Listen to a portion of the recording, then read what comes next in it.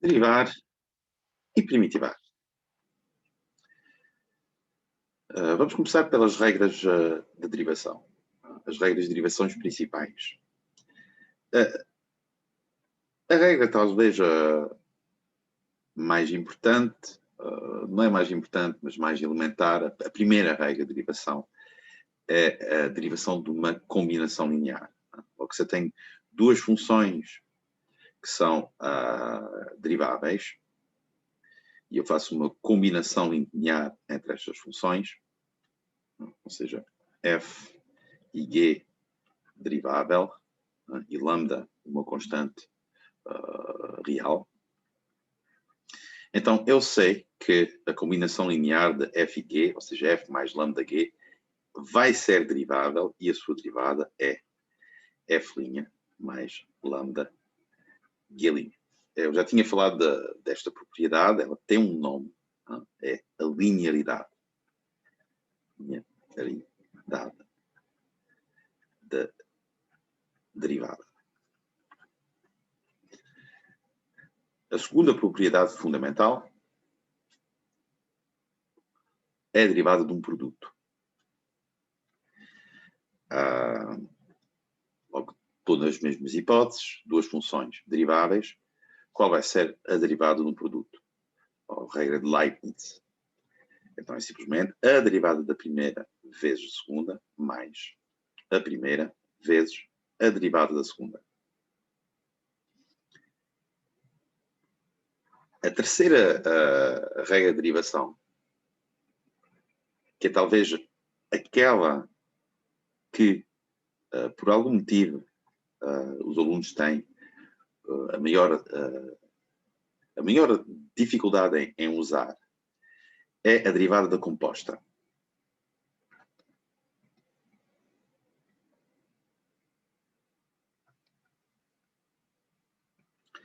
Logo aqui, imaginamos que temos uma função que vai de R para R, que vamos chamar G, e uma função que vai de R para R, que vamos chamar F. Quando eu faço a composição entre estas duas funções, vou ter uma nova função que é chamada a composta, que é F após G.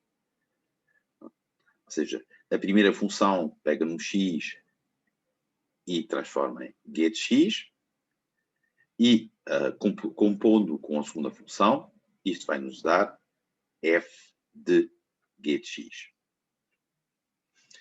Logo, é também uma propriedade da derivação que, se f e g são deriváveis, e se o contradomínio de g está no domínio de derivabilidade da função f, então a composta f após g também é derivável e a sua derivada vai ser dada por f', aqui vou pôr um x, vai ser dada por f' de g de x vezes g' de x. Finalmente, a última regra de derivação que é importante que vocês saberem são alguns casos particulares.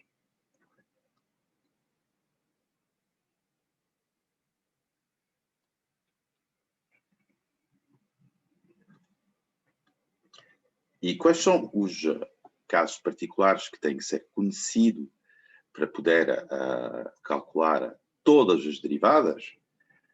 É essencialmente a derivada da exponencial, e ela é simples porque é ela própria, derivada exponencial. A derivada da exponencial é a exponencial, e a derivada de uma potência. X elevado a alfa, linha, é igual a alfa x elevado a alfa menos 1. E é importante, ou talvez não, mas vocês saberem que estas duas únicas derivadas são suficientes para deduzir todas as outras. Em particular, esta, como vocês deram análise complexa, permite deduzir a derivada do cosseno e a derivada de seno. Pensem nisso um bocadinho. O que é que vocês viram? A análise complexa que permite usar a propriedade de derivação da exponencial para deduzir as derivadas de cosseno e de seno.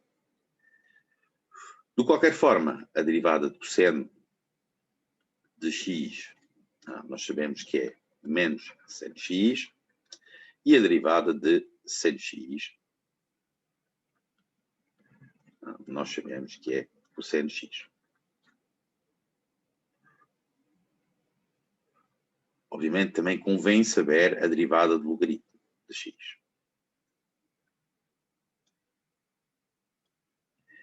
Mas essa derivada, na realidade, ela deduz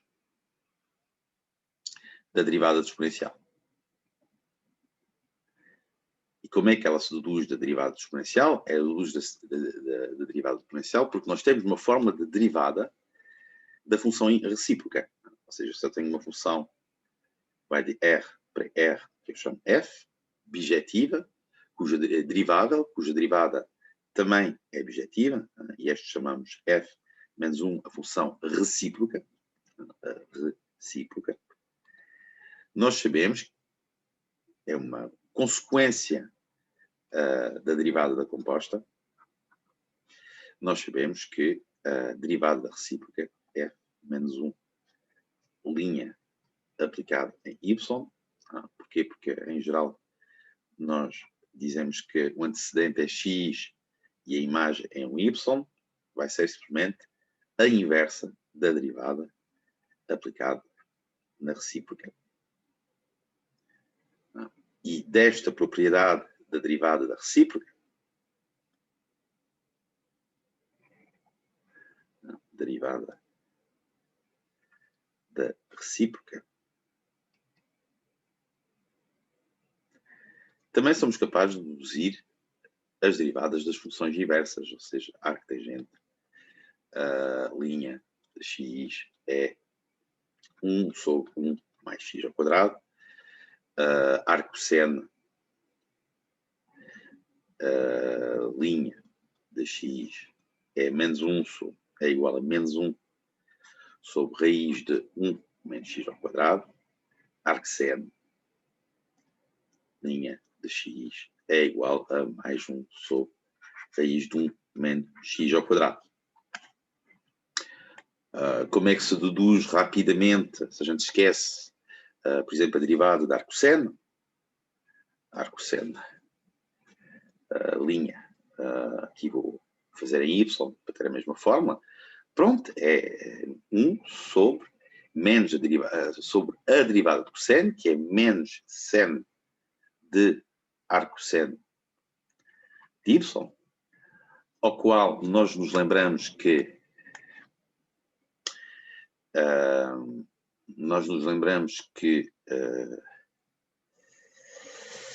que eu queria dizer? Que arcosseno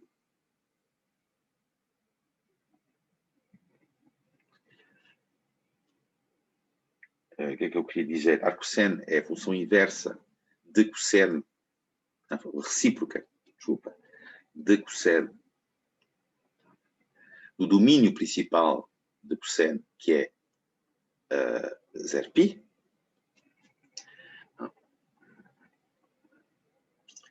Isso quer dizer o quê? Isso quer dizer que arcosseno de y, ele pertence a 0π. Ou seja, o seu seno, o seno de um elemento entre 0 e π vai ser um número positivo, ou seja, seno de arcosseno de y é necessariamente positivo, e depois utilizamos a relação fundamental da trigonometria para dizer que seno é a raiz de 1 menos cosseno ao quadrado, raiz de 1 menos cosseno ao quadrado de arcosseno de y, ou seja, aqui é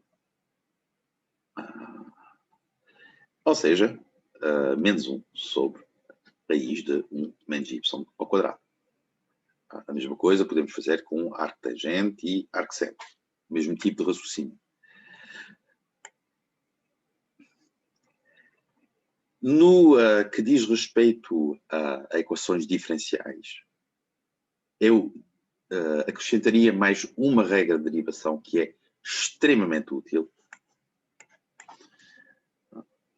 e que vamos usar e temos usado sem o dizer constantemente, que é a derivada de uma função desta forma.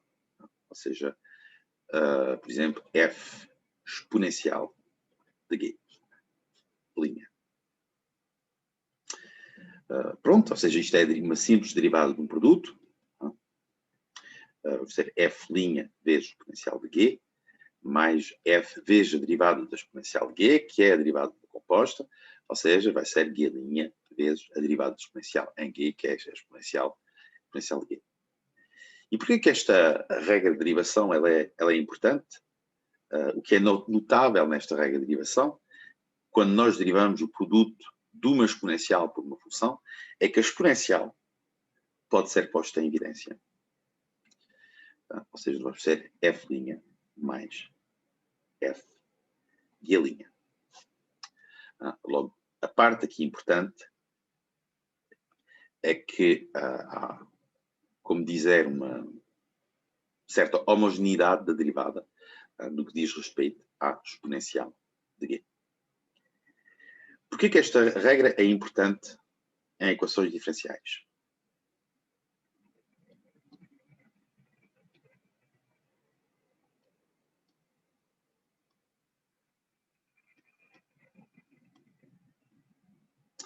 Pela razão seguinte, se nós olhamos, por exemplo, aqui uma equação da forma y' mais a de x mais y igual a um certo b de x.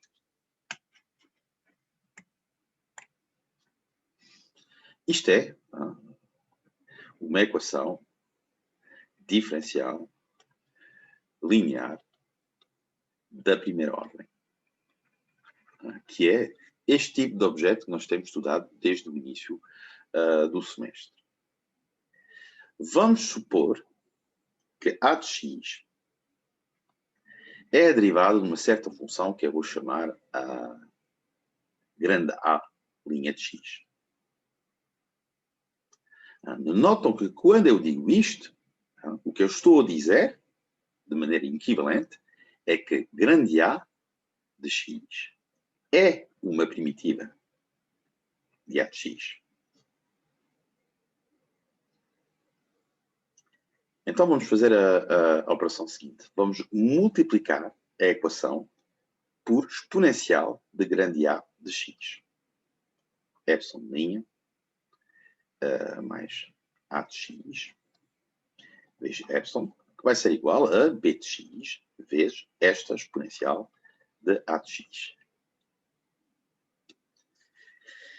Eu aqui vou-vos pedir para olhar atentamente para esta fórmula e comparar com esta parcela desta equação. Podem interromper o vídeo para pensar.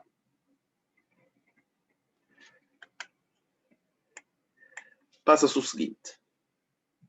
Passa-se que ao multiplicar pela exponencial da A de x, a parte da direita da esquerda da equação, eu estou, de facto, a primitivar a equação.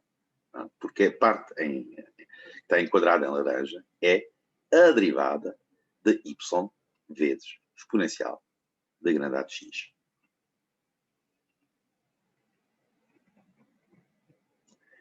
E esta observação, ou seja, esta multiplicação, ela é sempre possível. Porquê? Porque a exponencial da A de x é sempre diferente de zero. Esta equação, elas são equivalentes.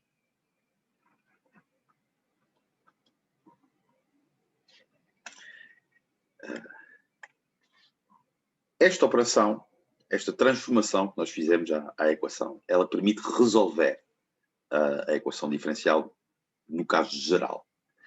Ou seja, o que eu tenho aqui, quando são feitas as contas, é y é da grande A de x, linha, é igual a b de x, vezes exponencial de grandade x. Isso permite-me, primitivando, escrever que y vezes exponencial de grandade x vai ser igual a uma primitiva de b de x é de grandade x dx. Ou seja, isto dá-me a solução geral da equação linear, da equação linear da primeira ordem, não homogénea. Y vai ser exponencial de menos a de x, passando a exponencial do outro lado. E primitiva de b de x é de a de x dx. Tenham aqui cuidado com as notações, é que esta exponencial aqui, ela não corta com esta.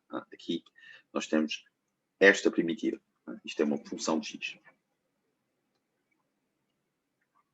É por isso que, aliás, até convém às vezes a gente usar aqui na variável de integração uma variável diferente. P de t, A de t, dt. Isto é uma função de x.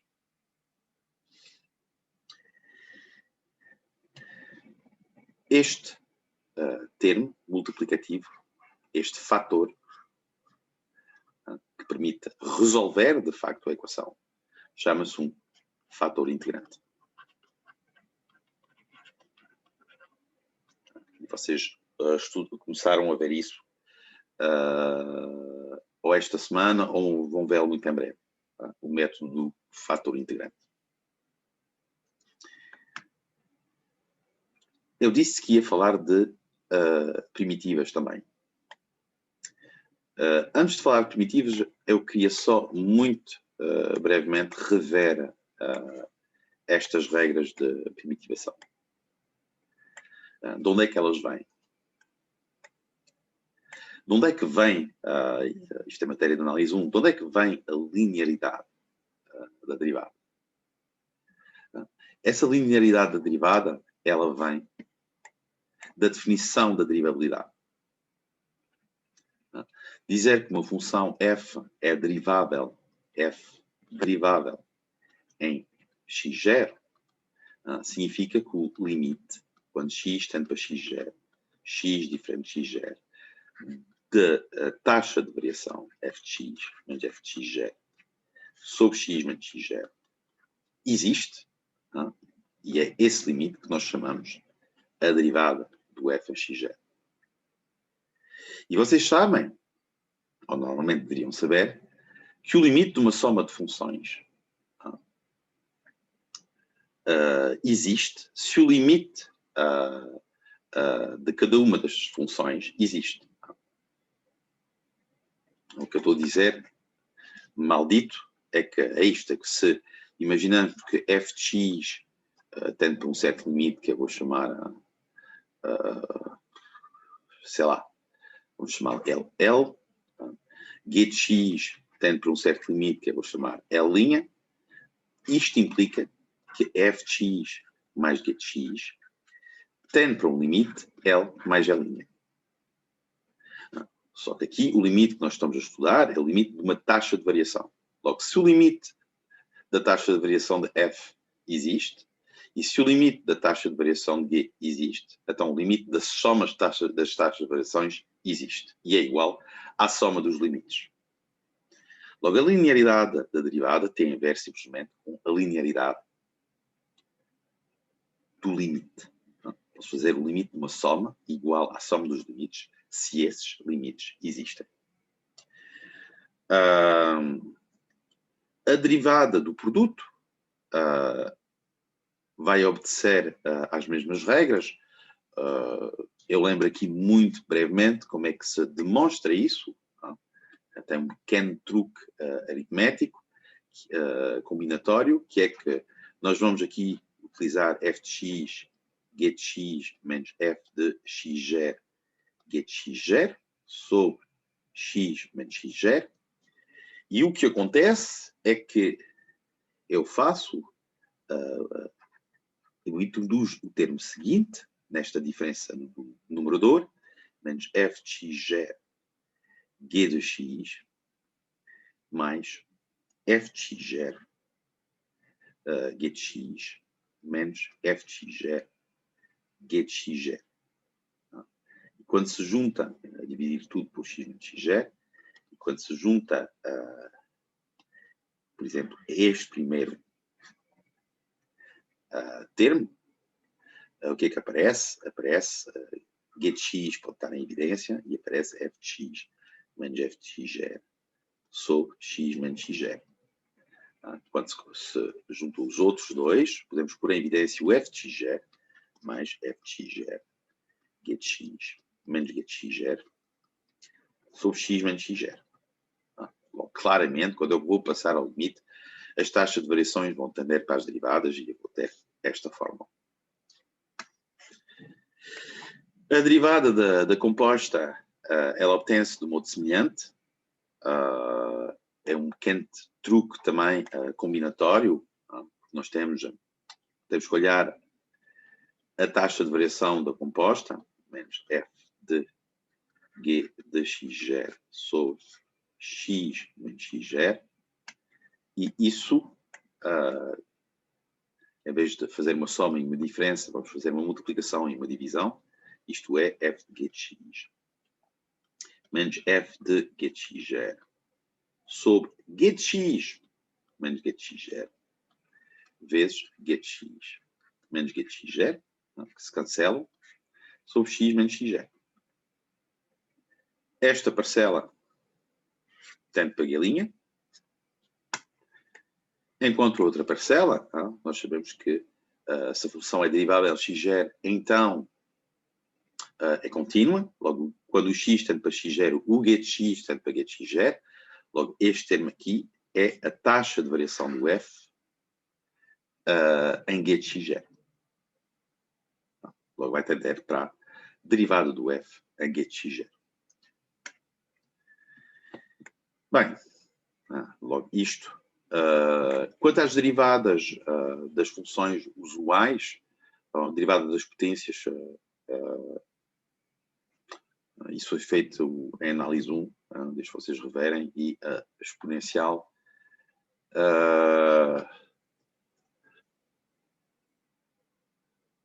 Como é que vocês demonstram que a derivada da exponencial é a exponencial? Há várias maneiras de fazê-lo, ver análise 1. A maneira mais simples de demonstrar isto, aliás, é a partir da análise complexa, salvo erro. E porquê? Porque nós utilizamos o desenvolvimento em séries da função exponencial. Aliás, a exponencial é definida em análise complexa desta maneira.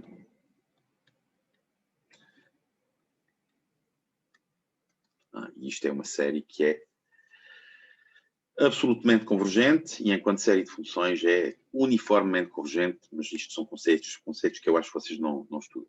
Mas pronto, estas podemos assumir que as derivadas são dadas desta seguinte maneira. O que é também importante ver, e eu estava a falar disso, é que nós aqui vimos regras de derivação, ainda não falei de primitivação. A cena é que eu não preciso falar de primitivação. As regras de derivações e as regras de primitivação são idênticas. Dizer que a derivada de uma soma é a soma das derivadas é dizer que a primitiva de uma soma é a soma das primitivas. A segunda regra de derivação, ela corresponde à primitivação por partes. Ou seja, primitivar por partes é fazer o quê? É primitivar um produto. Porque se vocês alguma vez esquecerem-se de como é que se primitiva por partes,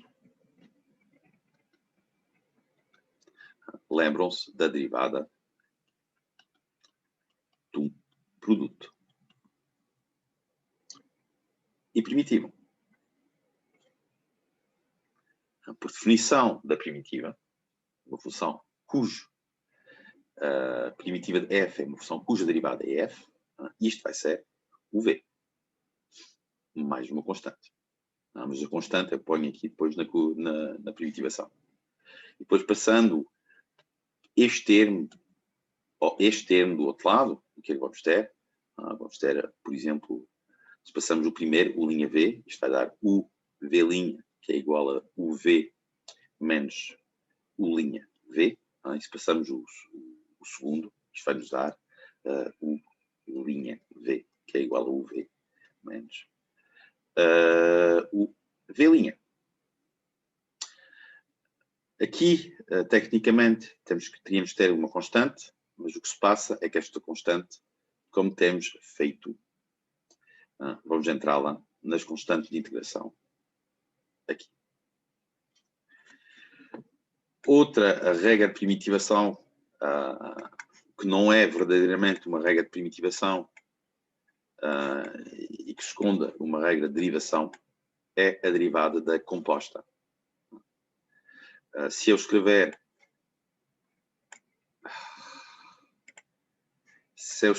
a derivada da composta, primitivação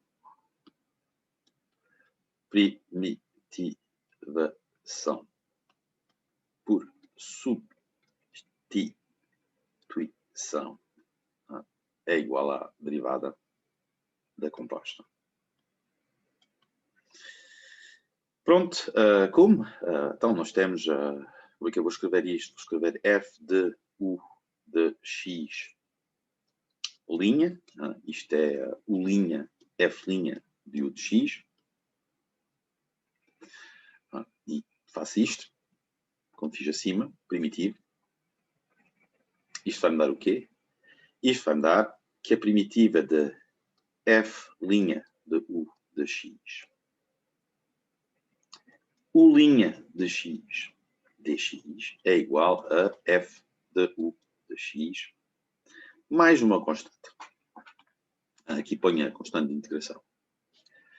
E se vocês perguntarem, mas então, isto é a regra de primitivação imediata, mas não só, também é a regra de primitivação por substituição. Porque se eu escrever este u de x, eu escrever, por exemplo, y, então este u' de x dx é dy. Não esqueçam, dy sobre dx é y' de x. E neste caso, é aquilo que a gente chamou u' de x. Y é u de x. Logo, escrito de outra maneira, pronto, o que eu estou a escrever é a definição da primitiva aqui, mas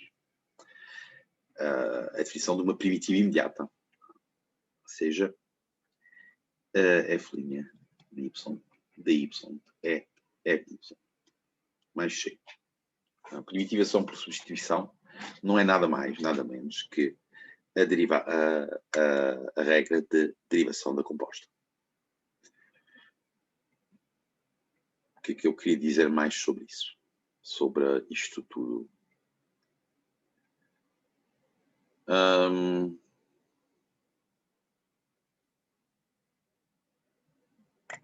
interromper aqui.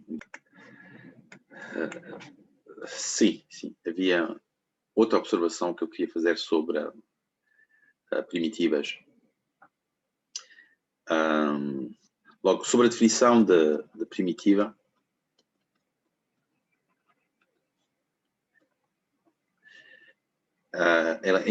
Pode ser útil lembrar-se da seguinte propriedade, é que esta função, que eu vou chamar grande f de x, que é igual ao integral de x0 até x de f de t dt mais f0. Isto é a primitiva de f que vale f0 em x0. Bom, simplesmente porque quando eu faço o x igual a x0, este termo anula-se e o f de x0 vai ser igual ao f0. Mas nós temos sempre uma maneira de escrever explicitamente a primitiva, uma primitiva de uma função a partir de um integral.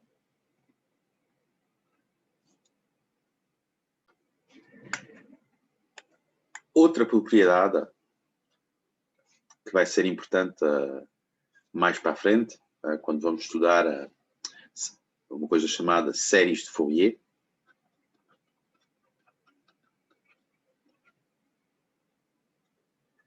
É relativo ao integrais, entre aspas, simétricos, em relação à origem de funções pares e ímpares. Isto pode ser um bom exercício em substituição, em integração por substituição, de revisão, em integração por substituição, que são as seguintes propriedades: é que se f é uma função par, então o integral de menos x0 até mais x0 de f de t dt é igual a 2 vezes o integral de 0 a x0 de f de t dt. Se o f é ímpar, então o integral de menos x0 até x0 de f de t dt é igual a 0. E estas propriedades são muito fáceis de demonstrar, como eu disse, fazendo uma substituição adequada e usando a propriedade de paridade, porque a propriedade de paridade é dizer que ft é igual a f menos t, imparidade, nós temos ft que é igual a menos f de menos t, ou seja, fazendo uma substituição da forma, por exemplo, aqui, vamos dizer x igual a menos t, substituição aqui e aqui vai dar estes resultados, mas nós não precisamos, podemos fazer aqui um pequeno desenho, imaginamos uma função par, tipo coisa do género cosseno, aqui menos x0, aqui mais x0, o meu desenho é mau, mas é fácil ver que esta área vai ser igual a esta área. Logo, quando eu faço o integral de menos x0 a x0, eu vou ter 2 vezes uma destas áreas. Em particular aqui, 2 vezes a área de 0 a x0. No caso de uma função ímpar, também é fácil de ver. Um exemplo típico de função ímpar será, por exemplo, a função cosseno. Aqui temos menos x0 e aqui imaginamos que temos x0. Temos o mesmo tipo de fenómeno, só que desta vez a área do lado negativo vai ser negativa, porque está abaixo, a curva da função está abaixo do eixo do x. Logo, quando eu vou calcular a área de menos x0 a x0, os dois termos vão cancelar-se e o resultado vai ser 0. Logo, isto convém lembrar-se, porque vai ser útil mais tarde, quando vamos fazer integrais de funções trigonométricas. É tudo por hoje. Bons estudos.